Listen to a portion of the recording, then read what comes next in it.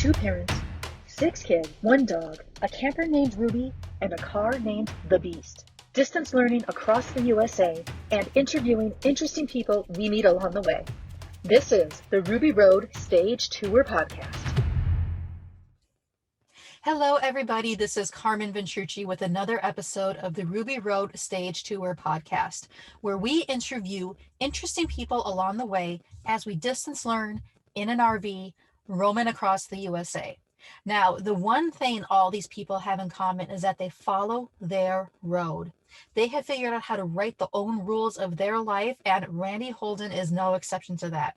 So Randy Holden is a dear, dear friend to me, my husband Drew, and all our kids now. I knew him before we started this trip. We did meet up in Colorado. He's from just outside of Denver, and he spoiled my kids rotten by taking them to Dave and Buster's. So now whenever we see a Dave and Buster's sign, my husband and I tried, hopefully we drive past it without the kids noticing. They always notice because they had such a good time with Randy and his husband Lee at Dave and Buster's. So Randy, I don't know whether to thank you for taking my kids to Dave and Buster's or be a little upset with you because now they always want to go to Dave and Buster's. So Randy is an entrepreneur. He's a real estate expert. And he is starting his own coaching business. He's all about mindset, NLP, and teaching people how to go into the real estate business for themselves. So Randy, welcome to the show. Thank you, Carmen. I appreciate it. All right. So Randy, you are one of those people. You have a wealth of life experience. I know you were in the Marine Corps. You've had a very fulfilling life. What do you want to talk about today? The stage is yours. Well, first of all, I'll tell you that things have been up and down and calm and crazy in my life. I started off, I went to work for a company when I was 14. I lied and said I was 16 and they hired me. So I've been in the world of making money since I was young. I always went after things that I enjoyed. When I was about 18 or 19 years old, I joined the Marine Corps. I realized one of the things in the Marine Corps that I could complete and do things that I never thought I was able or things that were possible for me to do. So that was a life lesson right there. Out of the Marine Corps, I got married. I had some children. We had the basic normal life that most people have. I went through a divorce. She moved with the boys about 1,000 miles away.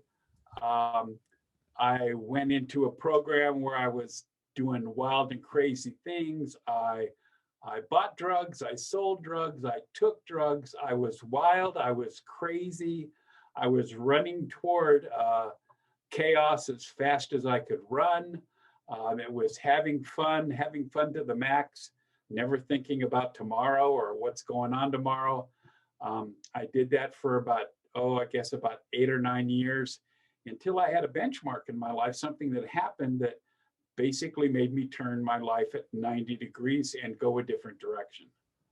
I thought to myself, you're smart. You're doing crazy things. This can't last forever. I wasn't burning the candle at both ends. I had 4 candles stuck together and I had them all lit at the same time. Gotcha.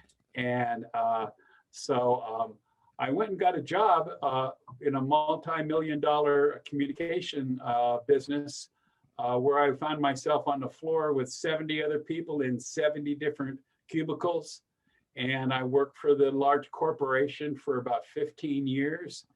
And I had another benchmark that happened in my life. And I began to think to myself, you're going to work every day. You're getting up in the morning, you're going to work, you're working for about a half a day, then you're having lunch, and then you're working for about another half a day, and then you're driving home, and then you're having dinner, and then you're watching a little TV, and then you're going to bed. And in the morning, you get up and you drive to work again, and you work for a half a day, and you have lunch, and you work for another half a day, and then you drive home. And that was my life. Mm-hmm. And I would take a vacation for about a week once a year, find something wild and insane to do for a week. And then I'd go back to my job. And I thought to myself, what are you doing? This is just the flip side of the crazy that you were doing before, And It wasn't getting me anywhere. And I realized that all the people that I knew that made money, all the people that I knew who I believed were successful, all own their own businesses. They weren't doing what I was doing. They were doing their own thing. And I thought to myself, you're smart individual. There's no reason you couldn't work for yourself. And so I tested out a few things, and I landed on real estate. I liked real estate. It was helping other people. It was people who had problems, and I needed to solve whatever their problem was. And in that basis, I made money. And I thought, what a great idea. You know, I'm out solving people's problems and I'm making money doing it. And I met a lot of people that were making a lot of money and were really wonderful people. Mm-hmm. And so I learned about real estate investing, okay, which basically has three tenets to real estate investing. And that is wholesaling, rehabbing, and landlording. Okay, wholesaling is basically finding properties that are in distress with clients or customers that are motivated and getting their property under contract and selling it usually within 1 or 2 days to somebody like a rehabber. It's called wholesaling. You're selling a piece of paper. You're making $5,000, $10,000, $15,000. On my first wholesale deal, I made $25,000. Nice. And I was like, wow, I wanted to do this forever, you know? And then we decided, I had a partner who had been a friend of mine for about 30 years. And we decided that we dip our toe into doing some rehabbing. So when we found a property, instead of taking that contract and selling it to a rehabber, we would keep the property for 30 days, 60 days, 90 days, and we would rehab the property and sell it for a lot more money. We could make 30, 40, 50, 60, 70, $80,000, and we could do that in 30 days, 60 days, 90 days as a rehabber. One of the things that I never really got into, basically because I had family members that were into landlording. My sister owns 4 houses. Her partner, now her husband, owned 10 houses. They were constantly changing windows, changing toilets, fixing dryers, fixing stoves, replacing carpet, painting houses on a constant basis as landlords, because they owned all these houses and people would break things, people would move, and they were constantly doing those things that I never wanted to be involved in. I didn't want to change toilets or replace windows because somebody broke them, and usually at midnight on a weekend. At the most inconvenient times. Absolutely, you know. So, but those are the 3 tenets basically. And so I learned, you know, slowly but surely on how to do things, like how to find clients. There's dozens of ways to find clients. Most people don't realize how many different ways there are to find clients. And finding clients is a lot easier than most people think. Once you have a client with those 2 things, you know, they're motivated for one reason or another.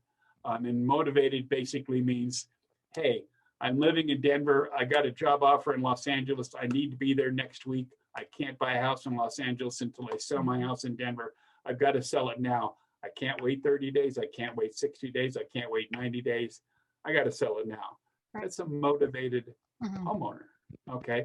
Maybe they're getting divorced. Maybe the husband's moving to LA. The wife is moving to New York, and they got to sell the house and they got to sell it now. And they don't really care if either of them make a profit, just as long as the other guy doesn't make a profit. Right. Okay, because they're getting divorced. Okay, so those are motivated homeowners. You're also looking for a house that is in disarray, in disrepair, something maybe that hasn't been updated for 30 years, 40 years. Maybe mom and dad have died and the kids have inherited a house, and mom and dad in their old age hasn't updated the house in 20, 30, 40 years. So it's not a house that's going to sell easily on the market, in a retail market, because most people don't want a house that they have to put $30, $40, $50,000 of rehab into. And so the 2 things that a person in real estate investing is looking for is a client that's motivated and a house that's in disrepair. Wonderful. Because if it's perfect, they can put it on the market and sell it. Mhm.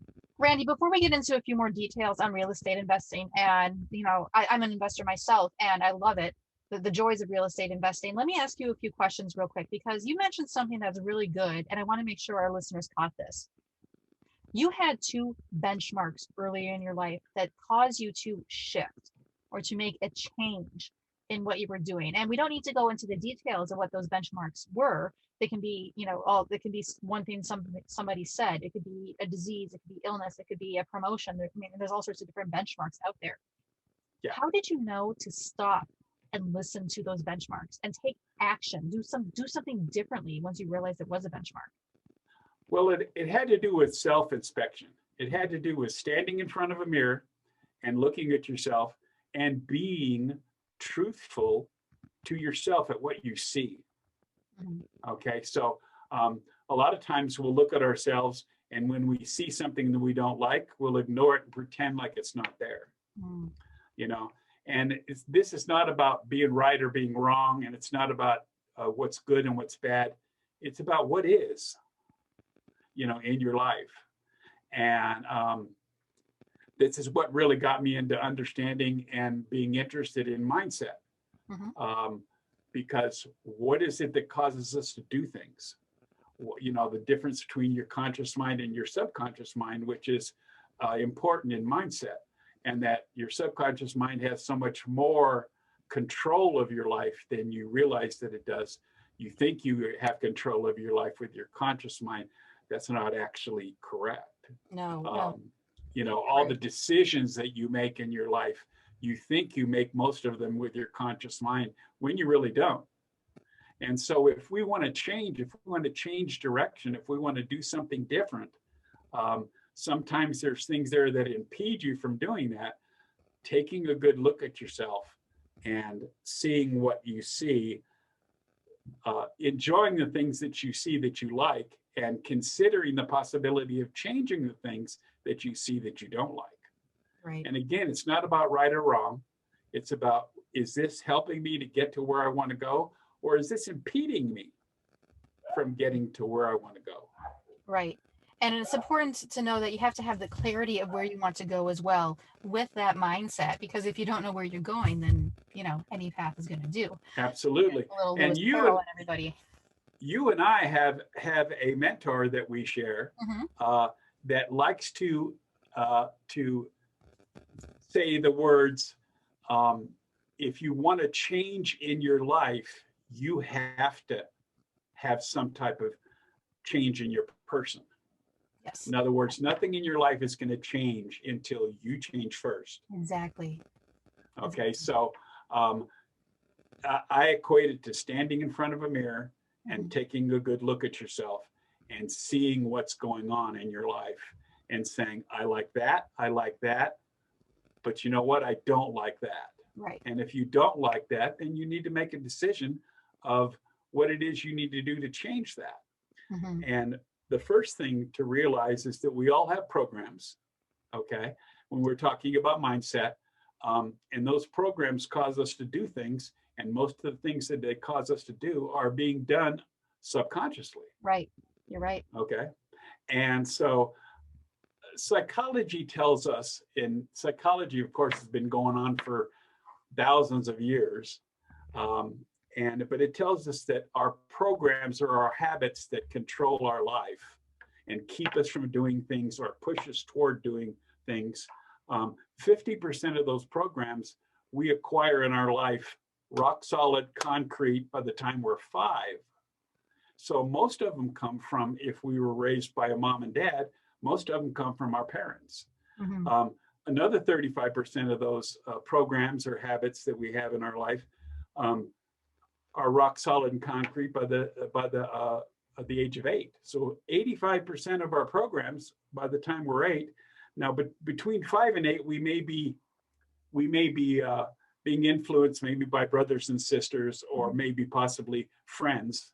Right. But mostly our parents. And if we have kids like I do, and like I know that you and Drew do, I know that thought passes our mind every once in a while. What on earth are we doing? I was going to say the exact same thing. Knowing that, and I know a lot about mindset as well, knowing that how impressionable our children are at such a young age. And all of a sudden, like my daughter just turned 9 the other day. And I'm like, Yes. her personality is formed. Her Yeah. personality, she is who she is. And every now and then you make a mistake as a parent. You're just like, oh, that's going to come up later in life. Yes. It's like, oops, I'm going to have to address that. So it's just amazing at how their The personality point, form. let me tell you a story. I love this story. And I love telling stories. Mm. So let me tell you this story. I don't think I've ever shared the story with you about the California desert sand wasp. No, I don't think so. Okay, so there's a little creature, a little booger, and he's basically California desert sand wasp.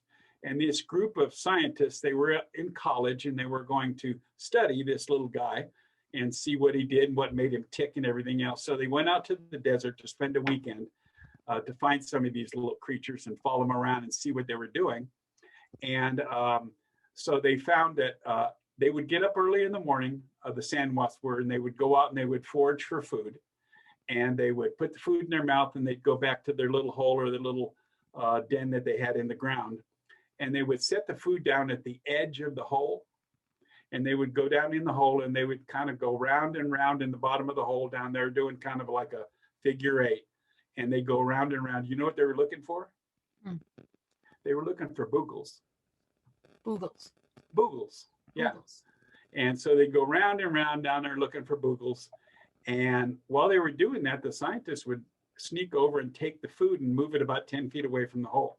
Mm-hmm. So the sand wasp would come back out and realize the food was no longer there.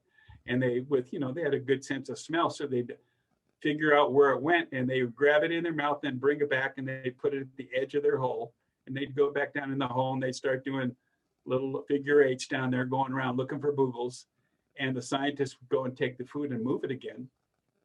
And this would go on back and forth until the sand wasp finally would die of starvation with the food in his mouth that could save his life.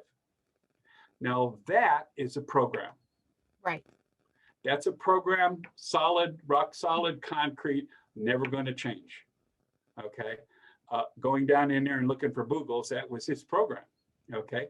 The difference between you and I and the sand wasp is that we have the ability to change our programs. Mm-hmm. Absolutely. And the sand wasp doesn't. Okay. So all we have to do is we have to realize, number one, that we have programs. Okay. We have to realize what those programs are. And for you and I, those programs are going to be different. My assumption is you grew up in the 80s. Oh, yes. I grew up in the 50s. Right. You grew up, was it in Minnesota that you grew up? Yes, it was. I was in Hollywood, California. Yeah. So I'm assuming that your path and my path when we were growing up were different. Mm-hmm. We learned different things. We most probably have different programs. Now, we may share a few programs that are alike, but we probably have different programs. Mm-hmm. So this is all about self-inspection or looking at ourselves and deciding what our programs are. Mm-hmm. And again, our parents taught us the best that they could. Right. Okay, but one thing I heard when I was a kid was money doesn't grow on trees. Mm-hmm. And what do you think? You think I'm made of money? Right. Those are the things that my parents taught me when I was young. Mm-hmm. Okay, so they didn't realize that they were teaching me to have a process in my life of scarcity. Right. But that's exactly what they were teaching me. Exactly. Now, my question is, are there people in this world that have made hundreds, thousands, millions, and even billions of dollars in olive oil? I'm sure They've there been are. doing it for thousands of years. And where do olives grow? Trees. On trees. So does money grow on trees? Well, people who make olive oil think they do. If you talk to the Mott family are the people who make applesauce. I would say that you'd probably have a hard time trying to convince people in the Mott family that who make apple sauce that money doesn't grow on trees. It does. It just doesn't grow in money form. Yes, Yet you can still get money from something that grows on a tree. absolutely. Awesome. So, the difference between living a life where your attitude is that you're living a life in scarcity or living a life in abundance has all to do with mindset. It does. Randy, let me ask you, this is a very important question. How has mindset helped you in the real estate business? The idea of the whole idea of the idea of scarcity versus um, abundance, Mhm. and that is, I used to think, I used to understand, I used to believe that there wasn't enough for everybody, so I better get mine Mhm. before somebody else gets theirs. You know, Okay. I used to think that way too in terms of real estate. And then one time I was flying somewhere and I was up on the plane in the sky, and we were at the point in the flight that we could see all of Minneapolis, St. Paul beneath us, essentially. And I'm looking down and I'm like, there are thousands, if not millions, of houses here. Yep. Thousands, if not millions, of houses in this area I'm seeing right now. There are more deals than I can handle. Oh, There is absolutely. plenty for everybody. So just having that little epiphany while I'm in a plane floating over Minneapolis, St. Paul, and floating through the clouds, it was like, oh no, no, no. Look at the inventory. There's plenty for Yes. everybody. And the Yes. other thing too, and you mentioned this earlier in our conversation, what you do with real estate as an investor, you are helping people. Yes. And a lot of people, they view it the opposite, especially with investors. They view it as, oh, you're stealing my home. It's like, no, I'm able to offer you what you want. It's If you it. want to sell this home and you want to sell it fast, I'm offering you what you want. I Yeah. am. So when I'm talking to somebody and I'm trying to convince them that I can buy their house at a discount and they need to sell me their house at a discount. What I do is I say, look, here's the truth. The truth is, if you want to put your house on the market in the shape that it's in now, which is in really poor shape, um, there might be 10 houses in the neighborhood that are for sale. People are going to look at all 10 of them and they're going to buy the nicest one. Right. Yours is the number 10, not the number one. So here's the deal. You can put your house on the market. You can wait for uh, 3 months, 6 months, 9 months, 12 months as houses go off the market, houses come on the market, and your house stays at the bottom. I said, you can sell it in 12 months, or I have somebody who will buy your house in 6 months, Mhm. but they're going to buy it at this price. But I have somebody that'll buy your house in 30 days. They'll buy it at this price. I have somebody that'll buy it next week. Mhm. They'll buy it at this price. Mhm. I got somebody out in the car with a briefcase full of cash that will buy your house today, and they'll buy it at this price. I don't ask them what price they want to sell their house at. I ask them when they want to move. Right. Because the problem they're having, if they're a motivated homeowner, is they got to move now Mhm. for one reason or another. So I don't say, when do you want to sell your house at? I say, when do you want to move? Mhm. If they say, well, I need to move by tomorrow, say, well, I got a guy out in the car with a briefcase full of money. Yeah. So that's the solution to your problem. But it's not going to be at this price. That's the 12-month price. Mhm. Okay. So basically, what I try to get people to understand is that when you're doing a deal in real estate, you're going to get the seller is going to get one of two things. They're going to get time, or they're going to get money, one or the other, which is ever more important to them. Mhm. The other thing that when I talk to people about becoming real estate investors, I run across people, especially when I teach classes where there's maybe 30, 40, 50, 70 people in a class. And someone's always in the class that says, well, don't you feel like that you're gypping people out of their money? Don't you feel like you're taking away their equity?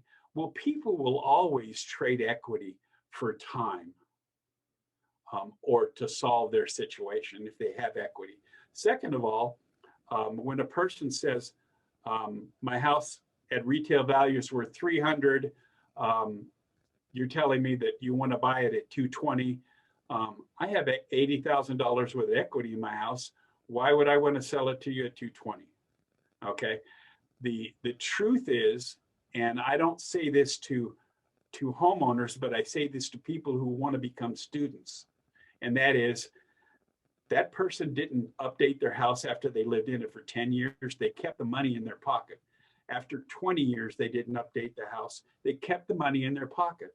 After 30 years, they didn't update their house. They didn't put a new roof on when it desperately needs a new roof. They kept that money in their pocket. Now it's been 40 years and they want to sell their house, and they think they have $80,000 worth of equity in their house, but they don't. It needs $50,000 worth of rehab to sell at a full retail price. So do they deserve $80,000? When I'm talking to a student, I say, no, they don't deserve $80,000 worth of equity. They kept all that money for 40 years in their pocket and they did nothing to their house, which is not what the normal homeowner does. The normal homeowner spends money on a regular basis, and they update the bedrooms, they update the bathrooms, they update the kitchen, they periodically put on a new roof because it's needed. So basically, most of these homeowners have run their house basically into the ground for 40 years, and now they want to have, full equity, and they want to have full retail price. And the truth is, they're not going to get it, no matter what they do. Right. And That's so it's a hard lesson to teach to a seller, but it's a relatively easy lesson to teach to a student who wants to become a real estate investor, who maybe has a little problem with the numbers. Right. Being fair. Right. Okay. And that's how I put it. Wonderful. So Randy, we've talked about benchmarks in life. We've talked about having the right mindset to accept those benchmarks and take action on them. What else has helped you succeed in real estate? The thing that is most important to me, and again, I think we all travel different roads to get to the same place in life. The thing that's been important for me is the people that I've met along the way. The people that are time sucks, and you spend time with them, and then you begin at some point in time to realize in your life that you don't need to spend so much time with those people, because it's like when you get a client that doesn't want to do business with you, but they want to chat forever and ever and ever and ever. And at some point, you've got to say, okay, thank you very much, later. Yes. Because they're just time sucks. And we all have friends that are that way too, that really don't add a whole lot of value to your life, but they love sucking that life out of you. And you've got to, if they're friends, you can put them on the sideline, even if they're family. I had a friend who said, my sister is the worst person in the world, but I love her and I want to spend time with her. Well, you don't have to spend 5 days a week with her. You can spend 1 day a week with her or 2 days a week with her. I mean, she's family, but you don't have to spend all your time with her, because, she's the type of person that sucks all the life out of you, sucks all the happiness out of you. And at some point in time, you've got to say, this is what's important for me. You have to set those personal boundaries for sure. Okay. But then you run into people that are blessings. People, Carmen, like you. Thank you. Okay. And your family. Okay. People like, people that you really want to become mentors. One of the benchmarks in my life, seminar was the word I was looking for, with this lady, and she was talking about tax advantage and everything else. And, every once in a while when you're in a seminar, somebody will say something and you'll just like it'll kind of hit you and you kind of clue into it like, whoa, that was something I want to remember. She said, if you want to be a millionaire, you need to make friends with people who are millionaires. And I thought to myself, wow, that sounds like something I want to do. And so I've set out in life, I probably have at least a half a dozen friends that are multimillionaires. And I specifically became friends with them. One of them I've been great friends with for about 20 years. But when we first met, I'm sure that her and her husband thought I was stalking them. Because I turned up every other hour, I turned up somewhere where they were at. You know what I mean? And we become great friends, and we've been great friends. Our family and their family and everything has been great friends for a long time. But I made it, one of my goals or one of my plans to become friends, because they were millionaires and they happened to do real estate investing. Wonderful. And that's such a good piece of advice. No matter what you want to be, go make friends with somebody that's already that. Absolutely. If you want to be the best dentist, make friends Absolutely. with other really good dentists. If you want to be the best chiropractor, go make friends with other good chiropractors. Whatever it is you want to be, someone has already figured it out. So Yep. go find them and be their friend. So, and we have friends. We have a mentor that we both enjoy being friends with, who is a multimillionaire. Yes. And so, but that's one of the things, so I kind of look at who do I need to maybe move away from in my life, and who do I want to move toward in my life in the way of friends. Everything that I've learned in my entire life, I've learned from somebody else. I have had experiences that have taught me something, but usually those experiences had to do with someone else and some situation, that we were in together. So it's the friends that I've met along the way that have blessed my life more than I could ever, desire. Wonderful. Randy, any final thoughts? Let me think for a second. What I would say is that, besides real estate investing, which is the money portion of, what I enjoy doing, I think the most rewarding thing in my life is understanding people, relating to people, understanding mindset, especially my mindset, and what it causes me to move toward or move away from, things that block me from getting to where I want to go. Mindset has been something that's been a huge difference in my life. And NLP, something we really didn't talk a whole lot about. I know it's something that is that you use in your life and you teach other people how to talk to other people, how to relate to other people, how to have that communication, because nothing really is a blessing in someone else's life because of you, unless you can communicate with them. And for those listening who doesn't know what NLP is, it stands for Neuro Linguistic Programming.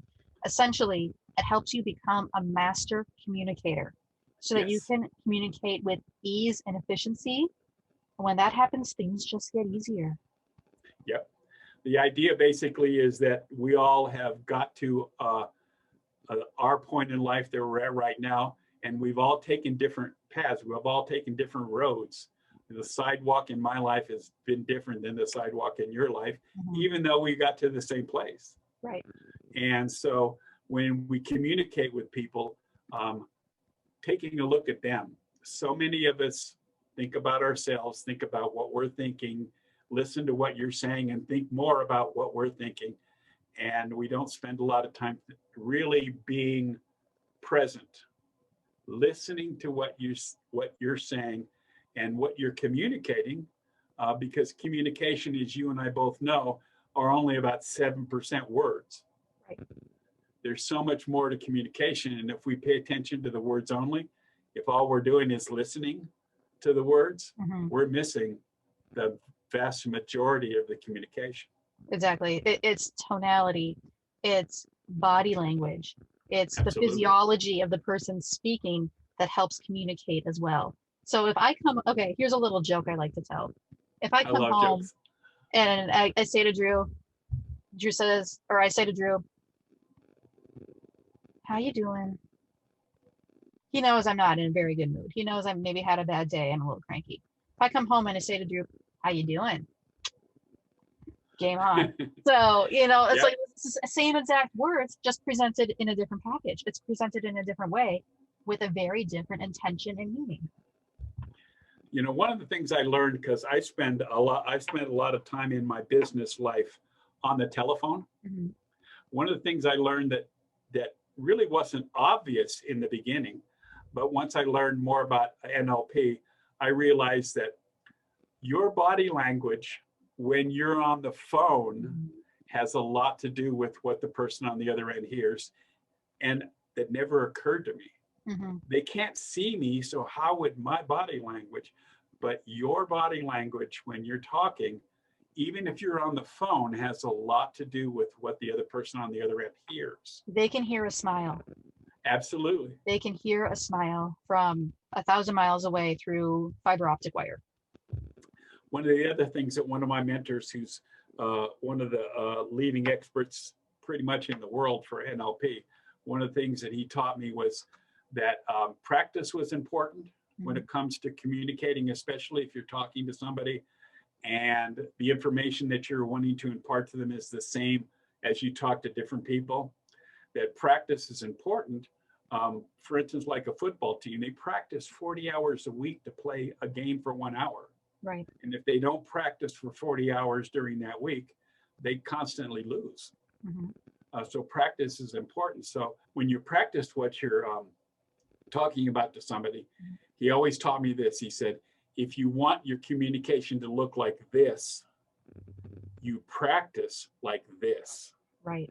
Because when you practice like this, when you communicate that to somebody else, it's going to come out looking like this.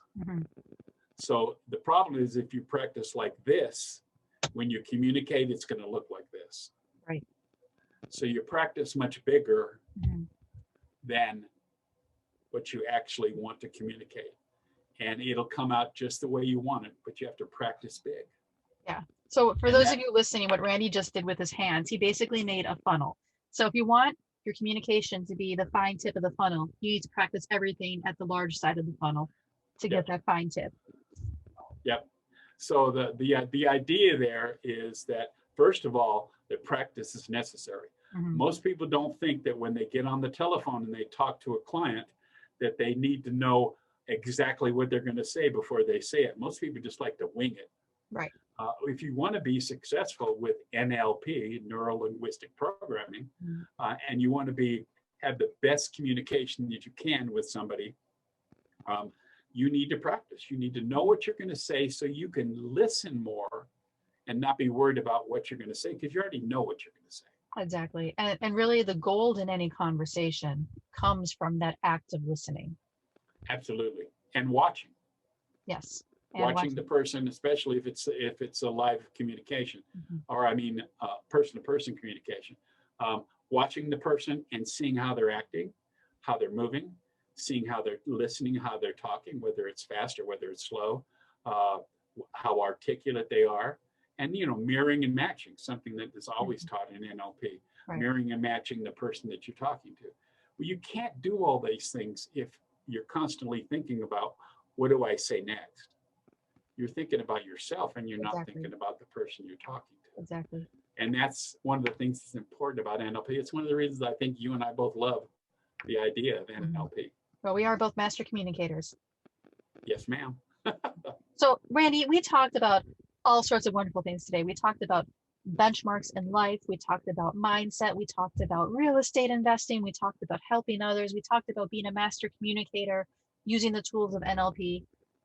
Thank you for being here for this interview. I had a blast. I always love listening to your stories. Where can people find more of you? You can find me on Facebook, Randy Holden, or you can find my real estate investing Facebook, which is Randy Holden Real Estate Entrepreneur on Facebook. And I'm going to be putting together a blog. What I've decided to do is I've decided to take about 50 different subjects, small subjects, maybe 5, 10, 15-minute subjects that I would normally teach about real estate investing, about mindset, about NLP. And I'm going to put about 50 videos on a blog, my real estate investing blog. And so if you want to know about paperwork, if you want to know about excuses that clients will give you, if you want to know about how to do a really excellent comp that nobody can give you problems with, all those different things are subjects that you can talk about for 5 or 10 minutes. And that's what I'm going to do. I'm going to talk about each of those so that if you want to become a real estate investor, if you want to do it part-time as a side hustle, which is what most people do, start off as a side hustle and then begin to realize you can make more money as a side hustle than your regular job, which if your regular job is what you really want to quit, it allows you to get there and get there faster by doing it as a side hustle till it becomes your regular hustle. Randy, as always, this was a pleasure. I appreciate you being here. I appreciate being able to talk to you guys and the people that you have as an audience. And just remember, I love you guys, you and your husband and all your kids. They're so wonderful. And again, it's another perfect example of somebody that I met along the way that has blessed my life. Thank you, Randy. This is Carmen Ventrucci with another episode of the Ruby Road Stage Tour podcast. Thanks for listening, and be sure to tune in for the next episode. And we're out. Okay, we're out. What did you think? Was that okay? Yeah, that was great. So, Lindsay, let that out. Okay. Okay. Okay. Or not. Or not. Maybe that's the outtake right there, telling my podcast lady, Lindsay, to edit that out. Oh my gosh, I'm blanking on the word that you used. Probably benchmark. Yes. Hey guys, thanks for joining us on this episode of the Ruby Road. Make sure to click that subscribe button, turn on notifications, and this is huge thumbs up. Share it with your family and friends. Be part of our adventure. See you in the next episode. Bye.